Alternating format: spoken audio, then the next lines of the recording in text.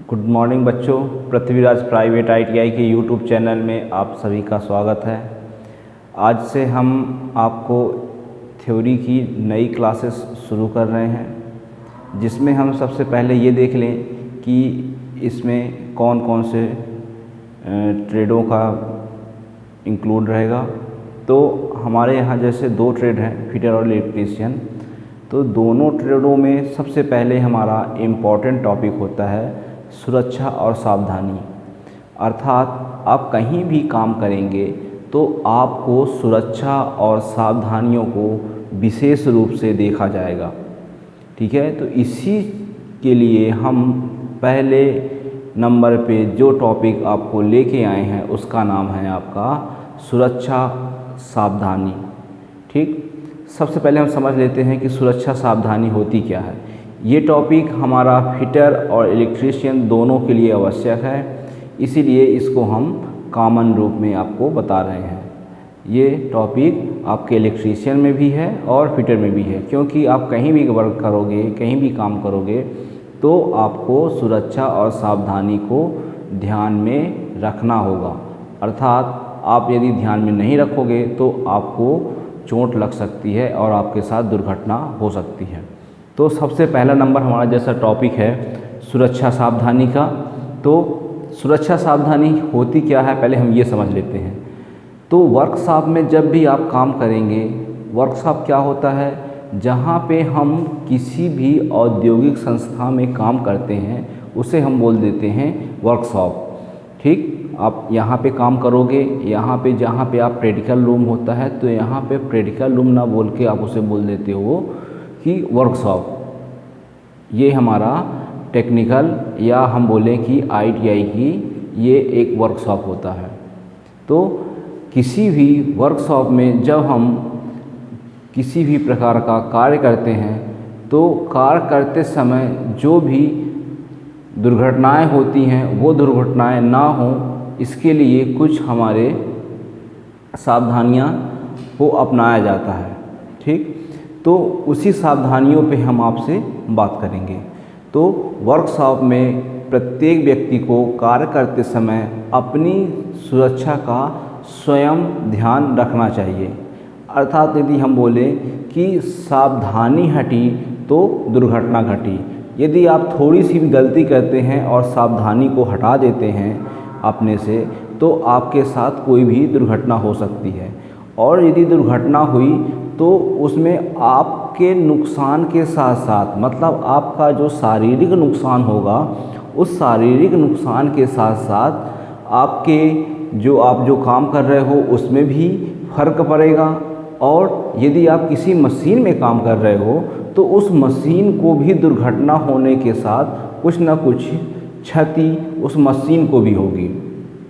तो आपको ये ध्यान में रखना है कि ना तो कोई भी आप ऐसा काम करो कि कोई बड़ी दुर्घटना का शिकार बनो आप खुद, और ना आप जो उत्पादित कर रहे हो उसमें कोई असर पड़े, और ना ही आप जिस मशीन में काम कर रहे हो उस मशीन को कोई भी क्षति हो। तो ये होता है हमारा क्या, सुरक्षा और सावधानियाँ। ठीक, इसके बाद आता है हमारा, हम आगे समझे तो, कि ये दुर्घटनाएं, ये असुविधाएं और ये घटनाएं कैसे घटती हैं। तो हम इसे समझ लेते हैं कि दुर्घटना के क्या क्या कारण हो सकते हैं। ठीक, तो दुर्घटना के पहले कारण यदि हम देखें तो पहला कारण हमारा होता है असावधानी। असावधानी में क्या होगा, असावधानी का मतलब होगा जैसे हम कोई यदि काम कर रहे हैं और उसको पूरी तरह से कंसंट्रेट होके, पूरी तरह से सुरक्षित होके नहीं कर रहे हैं, तो वो एक होगा हमारा असावधानी। अर्थात हम यदि कोई काम कर रहे हैं और जो हमें सुरक्षा साधन दिए गए हैं और जो हमें तरीका बताया गया है उस तरीके से यदि हम काम नहीं करते हैं और कोई भी दुर्घटना होती है, हमारे हाथ पाँव में लग जाता है, तो वो होता है हमारा असावधानी की वजह से घटी गई दुर्घटना। फिर दूसरा नंबर आता है हमारा क्या, कि अरुचि। यदि आप काम कर रहे हो और आपको काम करने में रुचि नहीं है, मतलब आप काम तो कर रहे हो लेकिन आपका मन नहीं पड़ रहा काम करने में, और आप किसी के फोर्स बस, टीचर के फोर्स बस, ठीक है, या अपने घर वालों के दबाव बस कोई घर ही में काम कर रहे हो और आपका मन नहीं लग रहा है, तो जब आपका मन नहीं लग रहा तो आप काम करते करते यहाँ वहाँ की बातें सोचते रहते हो और इसी कारण से आपका ध्यान नहीं रहता काम में और फिर वो दुर्घटना का शिकार हो जाता है। ठीक, फिर तीसरा नंबर आता है आप कि कार्य को जल्दबाजी में करना। अर्थात जब आप काम करते हो तो आपको लगता है कि मैं जल्दी काम करूँ, तो कार्य को जल्दबाजी में काम करना। अब आपका काम लंबा काम है या थोड़ा सा टफ वर्क है या टाइम लगेगा काम को करने में, अब आपको लगता है कि जो हमारा 1 घंटे का काम है हम जल्दी जल्दी मेहनत करेंगे, जल्दी जल्दी हाथ चलाएंगे तो हमारा 1 घंटे का जो काम है आधे घंटे में हो जाएगा। तो ऐसा होता नहीं है, ऐसा कभी नहीं होता कि आपका यदि 1 घंटे का काम हो तो आप उसे आधे घंटे में कर लो। यदि ऐसा ही हो तो हम फिर 10 दिनों का काम 1 दिनों में ही कर लें, ऐसा नहीं होता। और उसी काम के चलते आप जल्दी जल्दी काम करते हो जिससे आपको दुर्घटना का शिकार होना पड़ता है। फिर इसके बाद आता है क्या, चौथा नंबर आपका अज्ञानता। अज्ञानता का क्या मतलब हुआ कि आप वर्कशॉप में गए, किसी भी इंडस्ट्रियल एरिया में या किसी भी फैक्ट्री में या किसी भी मशीन में आप काम कर रहे हो, अब आपको उस मशीन के बारे में, उस जगह के बारे में आपको नॉलेज नहीं है और आप जाके वहाँ पे काम करने लगे, अर्थात आपको उस मशीन के बारे में कोई ज्ञान नहीं है, अज्ञान हो और आप काम करने लगे और काम करते करते आपको पता नहीं है, तो हो सकता है कि कुछ आपके साथ उस मशीन को लेकर दुर्घटना हो जाए। ठीक, फिर इसके बाद आता है हमारा क्या, उस अधिक उत्सुकता। जैसे हम कहीं नई जगह पे गए, नए वर्कशॉप में गए, नए इंडस्ट्रियल एरिया में गए, अब वहाँ पे हम नई नई मशीनों को देखें, नए नए औजारों को देखें। अब वहाँ पे देखने के बाद हमारी उत्सुकता बढ़ती है कि ये मशीनरी कैसे काम कर रही है, ये टूल्स कैसे काम कर रहे हैं। इस चीज़ को देखने के लिए हम बहुत ही उत्सुकता रहती है हमें, और इसी उत्सुकता में हम सोचते हैं कि हम थोड़ा सा उठा के देखें, चला के देखें कैसा क्या होता है। अब आपको जानकारी नहीं है, आप उठा के चला रहे हो, अब कैसे चलाना है ये भी जानकारी नहीं है, तो वहाँ पे भी आपको ऐसी दुर्घटनाओं का शिकार होना पड़ता है। अर्थात जब भी आप ऐसे कोई जगह में जाएं तो सबसे पहले वहाँ पे दिए गए इंस्ट्रक्शन को फॉलो करें और वहाँ पे जो भी आपके टीचर हैं उन्हीं के सहयोग से आप कोई भी टूल्स या मशीन को छुएं और अन्यथा ना छुएं, ये आपके लिए सही रहेगा। फिर इसके बाद आता है हमारा छठा नंबर, असुरक्षित हस्त औजार। मतलब जो भी आप हैंड टूल्स, जो भी आप औजार या जो भी आप टूल्स प्रयोग करते हो उसको आप पहले देखिए कि क्या हम जो तरीके से उसे यूज कर रहे हैं, जो तरीके से पकड़ रहे हैं वो सही तरीका है कि नहीं है, या हमें ऐसे ही उसको पकड़ के काम करना चाहिए कि नहीं करना चाहिए। यदि आपका तरीका सही नहीं है, औजार सही नहीं है, तो भी आपके दुर्घटना हो सकती है। जैसे यदि हम सपोज दैट माने कि जो हमारी फाइल होती है, रेती होती है, यदि फाइल के पीछे का हिस्सा में हैंडल लगी होती है, लकड़ी की हैंडल लगी रहती है, यदि उस लकड़ी के हैंडल को निकाल दें या निकली हुई पड़ी है और आप फाइल उठा के ऐसे ही वर्क करने लगे, तो जो फाइल का पिछला निचला हिस्सा होता है, नुकीला होता है, वो नुकीला हिस्सा आपके हाथ में लग सकता है और आपके हाथ में लगेगा तो आपका हाथ कट सकता है। तो ये भी एक दुर्घटना का कारण है। फिर इसके बाद आता है असुरक्षित लेआउट। असुरक्षित लेआउट का क्या मतलब हुआ कि जब आप किसी भी मशीनरी में या किसी भी पार्ट्स की आप कटिंग कर रहे हो, तो कटिंग करने के पहले या जोड़ने के पहले, मोड़ने के पहले, कुछ भी इत्यादि जो भी कार्यक्रियाएँ होती हैं, आप उस कार्य को करने से पहले एक आप प्रॉपर लेआउट बनाते हो, एक प्रॉपर तरीका बनाते हो कि हमें इस तरीके से काम करना है। यदि आपका वो लेआउट सही नहीं है तो आपको कार्य करने में भी कठिनाई होती है और कार्य करने के साथ साथ आपका कार्य सही नहीं होगा और हो सकता है कि आपके साथ कुछ दुर्घटना हो जाए, क्योंकि आपका कार्य करने का तरीका बिल्कुल भी सही नहीं है। और जब सही नहीं होगा तो निश्चित रूप से दुर्घटनाएं होती हैं। ठीक, इसके बाद आप आगे बढ़ें तो हमारा आता है कार्य करने का उपयुक्त तरीका। हम कार्य तो करते हैं, हम कार्य करते हैं, लेकिन क्या हम जो काम करते हैं वो सही तरीका है हमारा काम करने का, या फिर हम ये देखें कि इसी तरीके से वो काम होता है कि नहीं होता, ये भी हमें देखना है। यदि उस तरीके से नहीं होता जिस तरीके से हम कर रहे हैं, तो फिर हमें उस तरीक़ों को फॉलो नहीं करना है। फिर हमें अपने जो टीओ हों, जो टीचर हों, उनसे पूछ के और जो वो सही तरीका बताएं उस तरीके से हमें काम करना है। ठीक। इसके बाद आता है हमारा 9वां नंबर, स्वच्छता की कमी।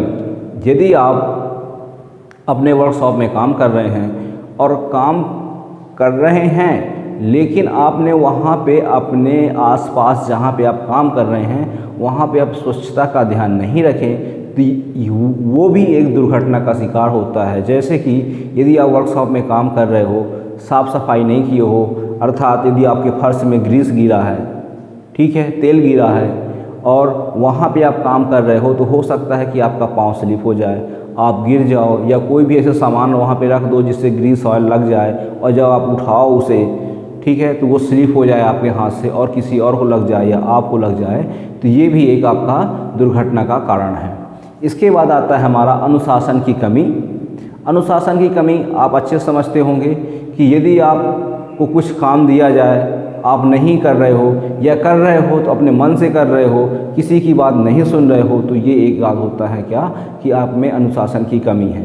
तो आप कहीं भी जाएं, किसी भी वर्कशॉप में जाएं, किसी भी इंडस्ट्रियल एरिया में जाएं या कहीं किसी के घर भी जाएं, तो हर समय आपको इस चीज़ को ध्यान में रखना है कि हमें अपने अनुशासन में ही रह के कार्य या अपना काम करना है।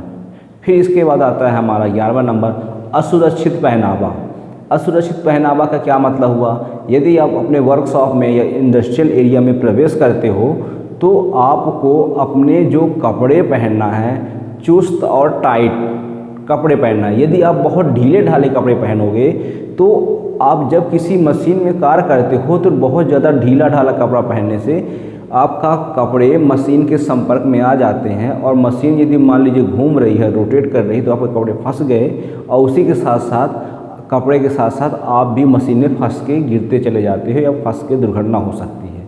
इसीलिए बोला जाता है कि जब आप काम करो तो टाई और लंबे बाल ये सब आपके नहीं होने चाहिए। अर्थात आप ना कोई टाई पहनो, ना कोई आप गमछा बांधो गले में और ना कोई आप लंबे लंबे बाल रखो। और काम करते समय आपको, जैसे बहुत से बच्चे क्या होते हैं कि हाथ में हेयर बैंड पता नहीं क्या क्या पहने रहते हैं, तो वो सब चीज़ें आपको नहीं पहननी है। और ना कोई रिंग पहनना है और ना ही कोई आपको कैप लगानी है। और यदि आपके बड़े बाल हैं तो फिर आप एक कैप आती है जो गोल वाली होती है, उसको आप लगाइए ताकि आपका जो ड्रेस रहे वो चुस्त और टाइट रहे। ठीक। फिर इसके बाद आता है हमारा 12वां नंबर, प्रकाश की उचित व्यवस्था।